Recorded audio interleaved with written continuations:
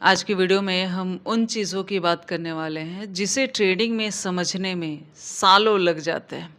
देखा जाए तो पिछले 8 साल से मैं ट्रेडिंग कर रही हूँ और जब आप किसी फील्ड में लंबा टाइम गुज़ारते हो, तो टाइम के साथ काफ़ी सारी चीज़ें आपको धीरे-धीरे समझ में आने लगती हैं। तो हम उन्हीं चीज़ों की बात करने वाले हैं जिसे डेवलप होने में ट्रेडिंग में टाइम लगता है। सबसे पहली चीज़ की बात करते हैं। देखो बाकी प्रोफ़ेशन जो है ना जैसे डॉक्टर है, इंजीनियर है या बाकी जितने भी प्रोफ़ेशन हैं, उसमें हम जितनी मेहनत करते हैं, जितना हार्ड वर्क देते हैं, जितना एफ़र्ट लगाते हैं, उतना ज़्यादा हमारा बेनिफिट होता है, हम उतना ज़्यादा ग्रो करते हैं।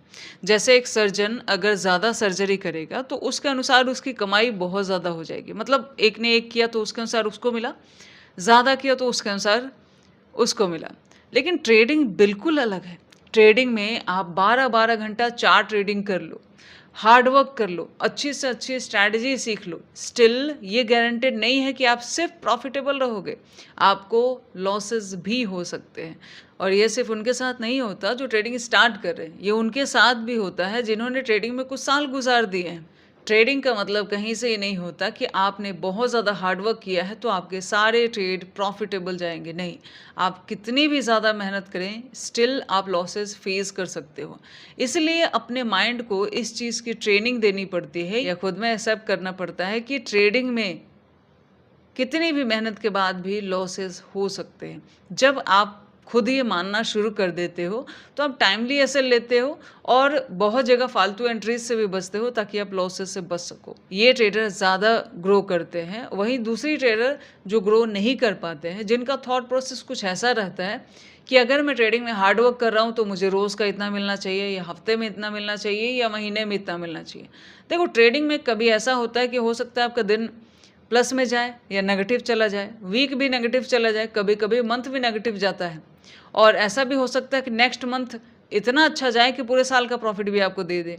तो ट्रेडिंग में आपको इस थॉट प्रोसेस से चलना चाहिए। इसके लिए जो नेगेटिव डेज़ हैं, जो हार्ड टाइम होता है मार्केट से, वहाँ एसएल टाइमली लेना और खुद को बचाना ज़रूरी होता है ताकि जब मार्केट सही चल रहा हो, कि समझ में आ रहा हो, तो आप वहाँ पे पैसा बना सको।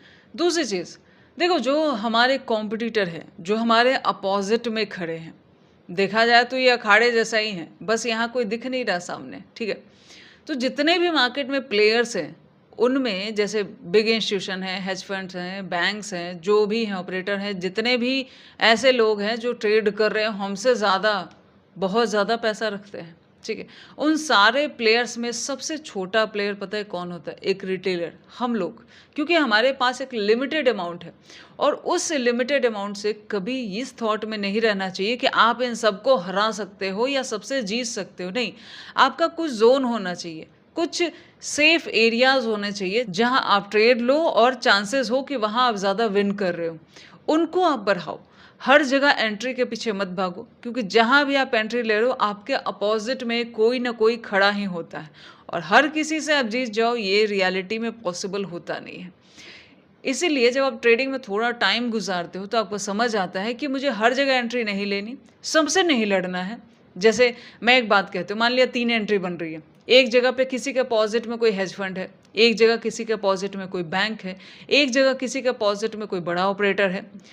क्या एक रिटेलर, छोटा सा एक प्लेयर, इन तीनों से लड़ के तीनों जगह पे जीत सकता है? नहीं, कहीं ना कहीं वो लॉसेस फेस करेगा। इसीलिए उसको स्ट्रैटेजी और चीज़ें कंबाइंड करके ये समझना होगा कि उसको कहाँ पे ट्रेड लेना है और कहाँ पे ट्रेड से बचना है। जितना ज़्यादा ये चीज़ें आपके अंदर डेवलप होती है, उतना ही ज़्यादा आप ट्रेडिंग में ग्रो होते हो। ट्रेडिंग सिर्फ कैंडल्स का नाम नहीं होता है। आपके जो कॉम्पिटिटर हैं, जो आपका एसएल ले रहे हैं, वो आपसे कहीं ज़्यादा पावरफुल हैं। इसे आपको समझना चाहिए और जब ये आप समझ जाते हो तो आप मल्टीपल एंट्रीज से पीछे हटते हो, ओवर ट्रेडिंग से पीछे हटते हो, नहीं करते हो। आपको जब मार्केट नहीं समझ आता है, नहीं करते हो, क्योंकि आपका कॉम्पिटिटर जो है आपके अगेंस्ट में जो खड़ा है वो आपसे ज़्यादा है पैसे के मामले में, और ये भी मान सकते हैं कि नॉलेज और एक्सपीरियंस के मामले में भी आगे हो सकता है, ठीक है। सो सामने वाले को कम कभी नहीं आंकना चाहिए। तो जहाँ पे आपको मल्टीपल कंफर्मेशन होगा वहाँ पे आप ट्रेड करना पसंद करोगे, ना कि आप हर जगह एंट्री करना पसंद करोगे। इस थॉट से ट्रेडिंग में आगे बढ़ा जा सकता है और ये आगे ग्रो होने में बहुत ज़्यादा काम करता है। अब आप ये चीज़ें कब समझते हो, ये आपके ऊपर है। तीसरी चीज़, यहाँ किसी को कोई फ़र्क नहीं पड़ता कि आप कमा रहे हो या गँवा रहे हो। एग्ज़ैक्टली किसी को कोई फ़र्क नहीं पड़ता कि किसने अपनी कमाई का कितना पैसा मार्केट को दे रखा है। लेकिन इसका फ़र्क आपको तो पड़ना चाहिए ना, आपको समझ में आना चाहिए यहाँ पे कि ये मेरी ज़रूरत का पैसा था, मार्केट मेरा इसको लेके गया। तो अगर कोई भी आपके बारे में नहीं सोच रहा, तो आपको खुद के बारे में ज़रूर सोचना चाहिए। आपको अपने ट्रेड को एनालाइज़ करना चाहिए। खाली टाइम पे देखना चाहिए कि आप क्या गलतियाँ कर रहे हो, क्योंकि ट्रेडिंग ऐसा प्रोफ़ेशन है ना, जहाँ पे आप बॉस भी हो और आप एम्प्लॉय भी हो। मतलब आप खुद ही अपने लिए रूल्स बनाओगे और आप खुद ही गलतियाँ करोगे, उसका मुआवज़ा भी आपको खुद ही भुगतना है, और अगर आप सही करोगे तो उसका प्रॉफ़िट भी आपको ही देखने को मिलेगा। इसलिए हमेशा अपने ट्रेडिंग को देख के चलो, ऑब्ज़र्व करके चलो। देखो, मैं ऐसे-ऐसे लोगों को भी जानती हूँ जो 20 से 30 साल से ट्रेडिंग कर रहे हैं, बट स्टिल वो बहुत संभल के चलते हैं, बहुत देखभाल करके चलते हैं। हर अपने वीक को एनालाइज़ करते हैं, मंथ को एनालाइज़ करते हैं कि उनका कैसा गया, उन्होंने कैसे ट्रेड किया, कहाँ उन्होंने क्या गलतियाँ की। प्रीवियस जो 50 ट्रेड होते हैं, उसको एक साथ बैठ के वो एनालाइज़ करते हैं कि 50 जो एग्जीक्यूशन किए, उसमें उन्होंने क्या-क्या सही किया और क्या-क्या गलत किया।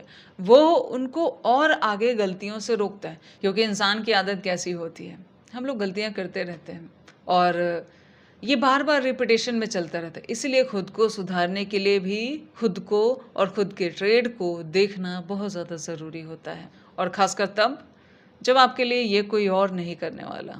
चौथी चीज़, हमें लगता है कि ये जो ऑपरेटर हैं, ये बिग प्लेयर्स हैं, मार्केट है, ये हमारे दुश्मन हैं। ऐसा कुछ भी नहीं है। आपका सबसे बड़ा दुश्मन जो होता है, वो आपका दिमाग होता है। देखो, जब हम गलत जगह पे एंट्री करते हैं, उसके बाद ना सामने वाला हमारा एसेट लेता है, लेकिन अगर हम उसको एनालाइज़ करके, समझ के वहाँ एंट्री ही नहीं लें, तो हमारा एसेट कैसे जाएगा? अगर हम सही जगह पे ट्रेड लेते हैं और उस प्रॉफ़िट को होल्ड ही नहीं करते हैं, जबकि मार्केट हमारे डायरेक्शन में जा रही है, तो वहाँ मार्केट की गलती होती है क्या? बिल्कुल भी नहीं। वहाँ गलती होती है आपके खुद के माइंडसेट की। उसके ऊपर भी काम किया करो। दिमाग को हर वक़्त बताओ कि उसने क्या गलत किया, कहाँ पे गलती हुई, वहाँ पे क्या सही किया जा सकता है, और जो सही किया उसको और ज़्यादा सही कैसे किया जा सकता है। ये जितने इमोशनल ट्रेड्स होते हैं, इस सबसे ज़्यादा लॉसेस के कारण होते हैं। एक-एक दिन में जो 20 से 60, 50, 80 ट्रेड्स ले रहे हैं, 100-100 ट्रेड ले रहे हैं, किसी स्ट्रैटेजी के बेस पे ट्रेड ले रहे हैं। कोई भी स्ट्रैटेजी क्या आपको एक दिन में इतने सारे ट्रेड अलाउ करेगी? नहीं, बिल्कुल भी नहीं। ये सारी चीज़ें आपका दिमाग करता है। जितना वो बक-बक करता है, उतनी हम एंट्रीज़ लेते रहते हैं और इफ़ेक्ट हमारे पीएनएल पे खुद ही दिखता है। सो एक चीज़ समझ लो, अगर आप अपने दिमाग को ठीक नहीं करोगे, ट्रेडिंग के लायक नहीं बनाओगे, तो ये ऐसे ही रहेगा। इंसानी दिमाग जो होता है ना, वो ऐसे ही चलता रहता है जैसे चलता रहता है, और फिर हमें लगता है कि हमारा लॉस क्यों हो गया।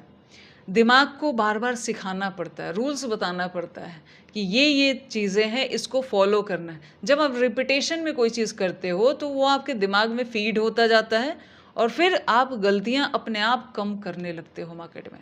ट्रेडिंग में एक चीज़ कहते हैं कि ट्रेडिंग में लर्निंग बहुत ज़्यादा ज़रूरी होती है, व्हिच इज़ ओके, लर्निंग बहुत ज़्यादा ज़रूरी है, लर्निंग के बिना तो काम नहीं चलेगा। लेकिन ट्रेडिंग में एक चीज़ और है, हर लर्निंग की एक कॉस्ट होती है और वो कॉस्ट रियल मनी के रूप में हमें पे करना पड़ता है। मतलब अगर हम किसी स्ट्रैटेजी को बैक टेस्ट कर रहे हैं, वहाँ भी हमारे लॉसेस होंगे।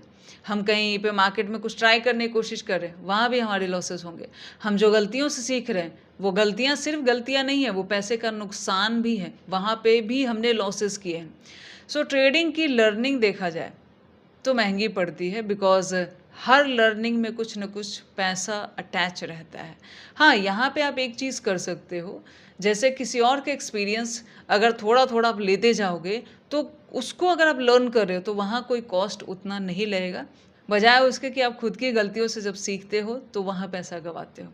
क्योंकि सामने वाला, यानी जो ट्रेडर आपको यूट्यूब पे या कहीं भी बता रहा है, वो काम में गलती कर चुका है और पैसा लॉस कर चुका है। अगर उसकी गलती से आप सीख गए, तो ये समझो कि आप ऐसी लर्निंग लेते हो जहाँ पे आपके पैसे का नुकसान नहीं होता है। वैसे भी आचार्य चाणक्य ने एक जगह बहुत अच्छा कहा था कि अगर आप अपनी गलतियों से सीखने चाहेंगे, तो ज़िंदगी छोटी पड़ती है। वैसे ही अगर आप ट्रेडिंग में सारा कुछ खुद ही गलत करके सीखने जाओगे, तो आप बहुत बड़े नुकसान को पहले फेस करते हो, उसके बाद ही आप मतलब आगे बढ़ने का सोचते हो, लेकिन तब तक आप बहुत ज़्यादा नुकसान कर लेते हो, क्योंकि ट्रेडिंग में हर एक सीख की एक कीमत होती है। लास्ट और मोस्ट इम्पॉर्टेंट पॉइंट, ट्रेडिंग में जल्दी अमीर नहीं बना जा सकता। ट्रेडिंग लॉन्ग टर्म का गेम है, ठीक है। हाँ, ये म्यूचुअल फंड से फास्ट चलता है, शेयर से भी फास्ट चलता है, कभी कभी डिपेंड ऑन कि कौन सा ट्रेडर है, और देखा जाए तो बाकी चीज़ों से ठीक है। लेकिन ट्रेडिंग में फिर भी ऐसा कुछ भी नहीं है कि आप रातों रात या महीने के अंदर या 6 महीने के अंदर थोड़े से बहुत आगे चले जाओगे, ऐसा कुछ भी नहीं होता।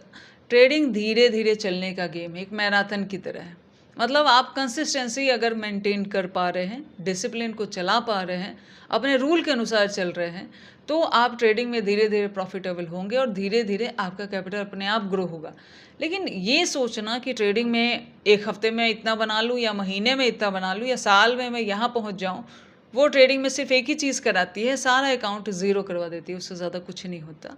ट्रेडिंग में ये माइंडसेट कभी मत रखो कि आप यहाँ बहुत जल्दी बहुत ज़्यादा पैसा बना रहे हो। हालांकि मार्केट बहुत बार ऐसा दिखाता है, जब प्रीमियम हमें ₹1 का प्रीमियम 100 जाता हुआ दिखता है, तो हम कैलकुलेट करते हैं कि वहाँ पे 100 गुना पैसा हुआ, कभी 50 गुना करके दिखाता है, कभी 10 गुना करके दिखाता है, लेकिन एग्जैक्टली में वो सिर्फ दिखता है, बनता नहीं है उतना। ये बात ज़रूर समझ में आनी चाहिए। जितने भी प्रीमियम आपको इस प्राइस में कभी कभी सरप्राइज करते हुए जो मिलते हैं ना, कि इतना ज़्यादा ग्रोथ एक्सपायरी के डेज में जब मूव आता है, वो मूव कितने लोग एग्जैक्टली कैप्चर कर पाते हैं? ना के बराबर। मार्केट में ऐसा ट्रेडर कोई भी नहीं है जो ₹1 का उठाए और एकदम टॉप तक बेचे हैं। सब लोग थोड़ा थोड़ा थोड़ा थोड़ा लेते रहते हैं, कोई कम लेता है, कोई ज़्यादा लेता है। इसी चीज़ को मेंटेन करना ही आगे ट्रेडिंग में ग्रोथ का कारण बनता है, ना कि ये कि मैं एक बार में इतना गुना कमा लूँ। इसे समझने में भी वक्त लगता है और काफ़ी लॉसेस के बाद ही ये समझ आता है। अगर आप इस वीडियो से समझ सकते हो, तो ये समझो कि आप काफ़ी ज़्यादा लॉसेस बचा लेते हो। सो चलिए, all the best, thank you.